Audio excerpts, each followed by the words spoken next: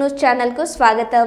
భూపాలపల్లి జిల్లా కాళేశ్వరం సరస్వతి పుష్కరాల్లో మునగడానికి శనివారం ఒక్కరోజు సుమారు 3 లక్షల వరకు భక్తులు వచ్చినట్లు అధికారులు అంచనా వేస్తున్నారు. త్రివేణి సంగమంలో పుణ్యస్నానాలు ఆచరించిన భక్తులు కాళేశ్వర ముక్తీశ్వర స్వామిని దర్శించుకున్నారు.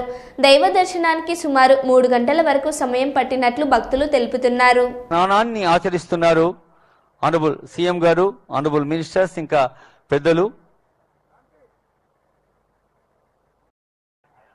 వారితో ఈ పవిత్ర పుష్కరోత్సవ వేళ యావత్ దేవతల ఆశీస్సులు మనకు బ్రాహ్మణ ముఖంగా అందుతున్నాయి.